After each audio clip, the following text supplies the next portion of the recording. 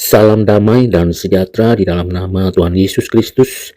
Saya melanjutkan kembali pembahasan dari buku Institutes of Christian Religion karya Johannes Calvin. Buku yang ketiga, bab yang ke-18 yang berjudul That God So Uses the Works of the Reprobate and Directs Their Minds to Carry Out His Judgment, that He remains pure from every stain. Bahwa Allah sedemikian menggunakan perbuatan orang-orang fasik dan mengarahkan pikiran mereka untuk melaksanakan penghakimannya, sehingga ia tetap murni dari segala noda. Calvin membuka bab yang ke-18 ini dengan menghadapi salah satu keberatan paling serius terhadap doktrin pemilihan dan ketekunan orang-orang kudus. Keberatan ini menyangkut bagaimana Allah dapat memakai orang fasik tanpa menjadi penyebab dosa. Calvin menegaskan bahwa Alkitab tidak menghindari ketegangan ini. Allah berdaulat atas tindakan manusia, termasuk atas orang jahat. Namun kedaulatan itu tidak meniadakan tanggung jawab moral manusia. Disinilah misteri relasi antara kedaulatan Allah dan kejahatan manusia. Calvin membahasnya dengan kehati-hatian secara teologis. Saudara yang kekasih di dalam Kristus, Calvin menegaskan bahwa Allah mengatur segala sesuatu menurut kehendaknya yang adil. Tidak ada peristiwa yang terjadi di luar pemerintahan Allah. Bahkan tindakan orang fasik berada dalam cakupan providensi ilahi. Namun Allah tidak menciptakan kejahatan dalam hati manusia. Kejahatan bersumber dari kehendak manusia yang telah jatuh. Allah mengarahkan tindakan jahat itu menuju tujuan yang benar. Dengan demikian, Allah tetap kudus dan adil. Kita perlu membedakan secara tegas antara kehendak Allah yang ada pada dirinya dan maksud manusia. Orang fasik bertindak berdasarkan niat jahat mereka sendiri, sedangkan Allah memakai tindakan tersebut untuk melaksanakan penghakiman atau rencana keselamatannya.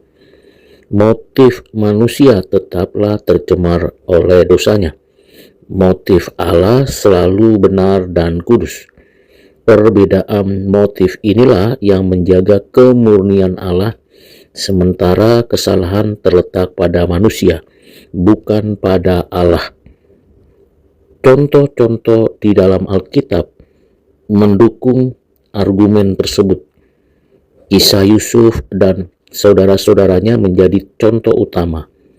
Saudara-saudara Yusuf bertindak dengan niat jahat, sementara Allah memakai kejahatan itu untuk menyelamatkan banyak orang. Tindakan yang sama memiliki dua tujuan yang berbeda. Tujuan orang jahat dan tujuan Allah yang penuh cinta kasih. Contoh ini menunjukkan bahwa kedaulatan Allah tanpa mencemari kekudusannya. Di sini juga dibahas pada bab 18 peran iblis dalam rencana Allah. Iblis bertindak dengan segala kebencian dan pemberontakannya. Namun Allah membatasi dan mengarahkan tindakannya itu. Iblis tidak dapat melampaui apa yang diizinkan oleh Allah. Bahkan pencobaan terhadap orang benar berada di bawah kendali Allah. Allah sajalah yang memakai serangan iblis untuk menguji dan memurnikan iman. Sementara itu, kejahatan tidak pernah lepas dari kedaulatan Allah. Kita perlu belajar dari apa yang ditulis pada bab 18 ini, bahwa Allah hanya mengizinkan kejahatan secara pasif. Allah menilai konsep izin pasif tidak cukup memberi penjelasan kesaksian ada pada Alkitab. Allah digambarkan sebagai raja yang aktif memerintah, namun keaktifan Allah tidak menjadikannya pelaku dosa.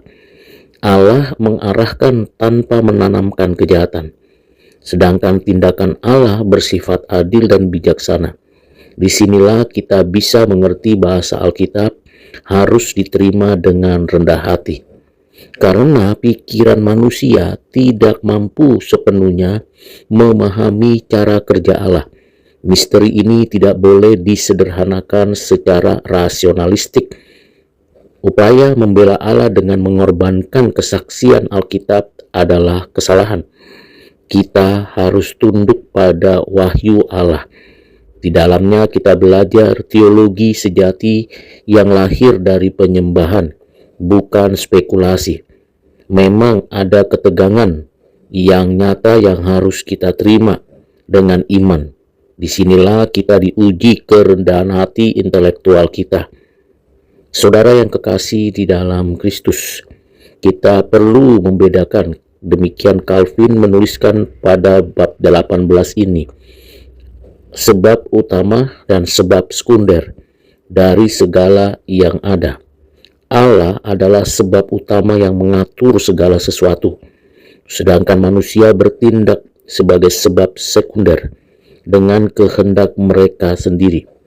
Dalam hal tanggung jawab moral yang sesungguhnya terletak pada sebab sekunder, yaitu manusia yang bertindak. Allah tidak memaksa manusia berbuat dosa.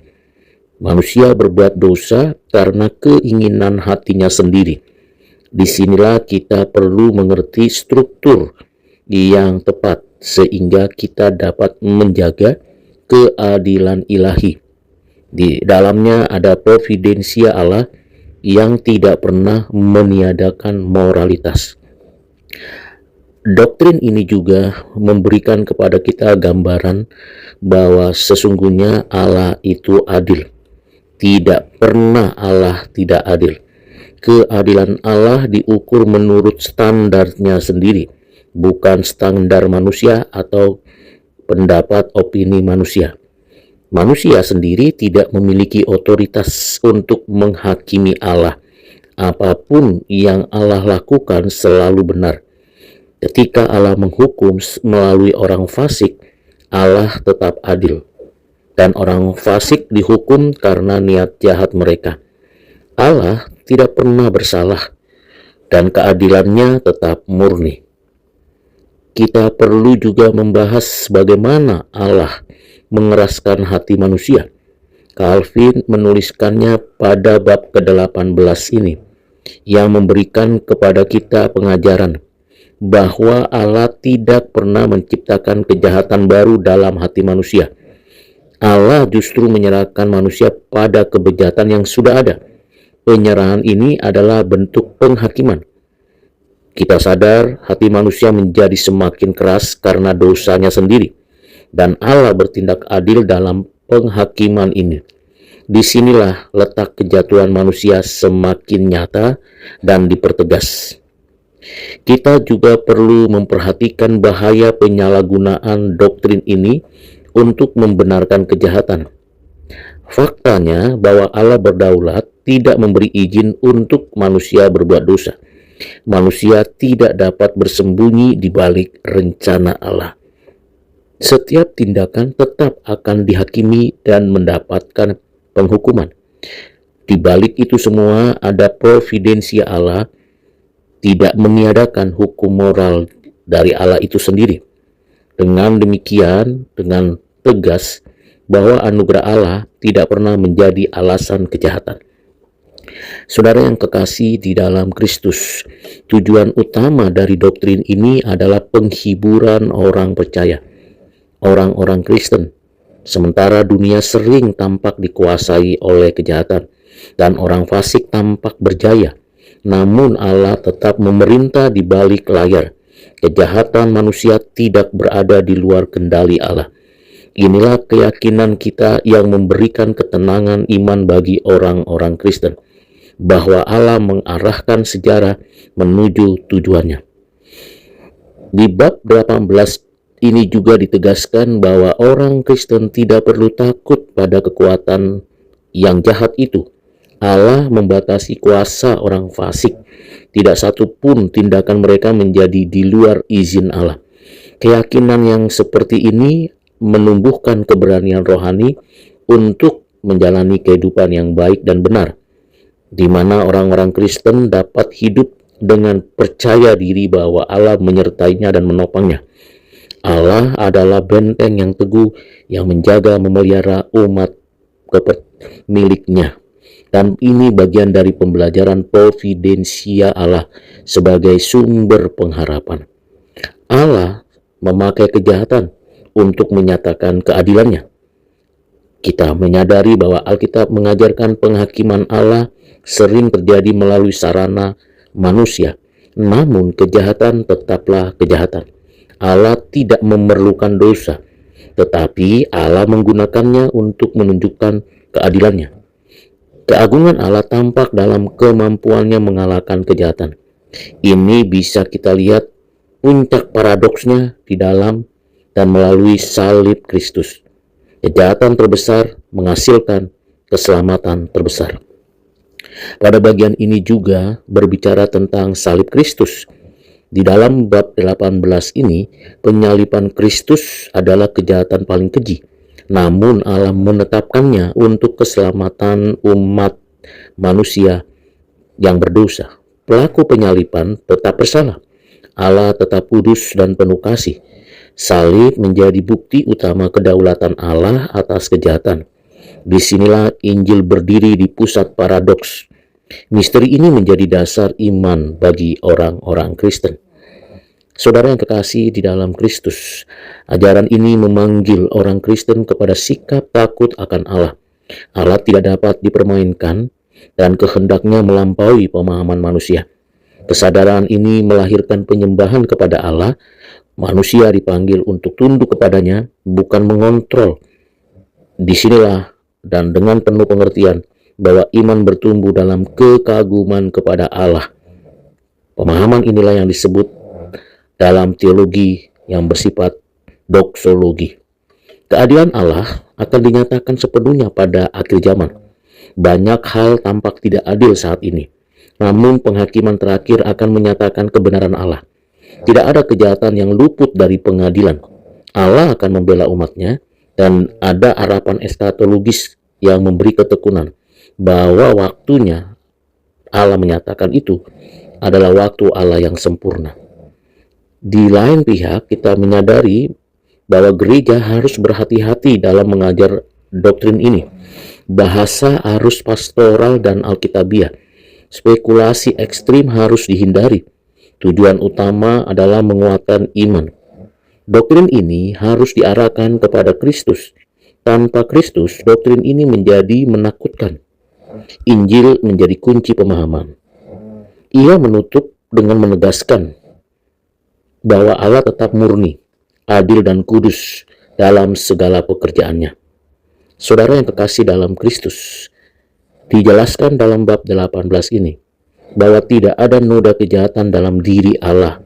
Semua dosa berasal dari manusia, dan Allah memakai bahkan kejahatan untuk kemuliaannya. Hal ini melampaui akal manusia. Iman yang dikaruniakan Allah itu menerima apa yang tidak dapat dipahami sepenuhnya. Allah lah yang layak dipercaya sepenuhnya. Ada beberapa implikasi teologis setelah kita mempelajari buku ketiga bab 18 dari karya Johannes Calvin ini. Implikasi pertama, gereja itu hidup di dunia yang penuh kekerasan dan ketidakadilan. Ajaran ini memberikan kepada kita pengertian bahwa kejahatan tidak berdaulat. Allah tetap memerintah di tengah kekacauan, dan kita sebagai Kristen dipanggil hidup dalam pengharapan di mana gereja tidak memiliki kata akhir, namun Allah memegang kendali sejarah. Implikasi teologis kedua, dalam pelayanan pastoral, ajaran ini menolong kita orang Kristen menghadapi penderitaan yang disebabkan oleh kejahatan manusia. Allah tidak jauh atau fasik. Allah bekerja bahkan melalui situasi paling gelap. Bagi kita orang Kristen, Kita perlu meneguhkan iman sesama kita, bukan hanya memberikan jawaban yang sederhana. Penghiburan sejati lahir dari kedaulatan Allah. Di dalamnya ada iman yang bertahan dengan segala misterinya, bahwa Allah setia di tengah penderitaan. Implikasi teologis yang ketiga. Dalam pendidikan teologi, bab 18 ini melatih kerendahan hati intelektual. Tidak semua pertanyaan memiliki jawaban rasional, dan teologi harus tunduk pada wahyu Allah. Disinilah kita bisa memberikan keseimbangan antara ketegasan dan kehati-hatian untuk kita menghormati misteri Allah dan menyembah dengan akal melalui iman yang Tuhan karuniakan. Implikasi teologi yang keempat. Dalam kehidupan gereja, ajaran ini mendorong sikap tidak menghakimi secara tergesa-gesa. Orang Kristen mempercayakan penghakiman kepada Allah. Kasih dan kesabaran dipelihara Allah, dan kita juga sebagai orang Kristen menjadi saksi pengharapan di dunia yang sudah rusak ini. Tetapi kita mesti tahu kejahatan tidak pernah membatalkan panggilan gereja. Kita tahu dan terima bahwa Allah bekerja bahkan melalui kelemahan-kelemahan yang kita hadapi. Implikasi teologi yang kelima yang terakhir. Dalam konteks dunia saat ini yang sering mempertanyakan keadilan Allah, ajaran ini menawarkan kepada kita perspektif Injil yang mendalam. Allah tidak dapat dipahami sepenuhnya, tetapi dapat dipercaya sepenuhnya. Iman orang-orang Kristen hidup dalam ketegangan antara misteri dan pengharapan. Allah yang kudus tetap memerintah, kejahatan akan dikalahkan. Soli Deo Gloria.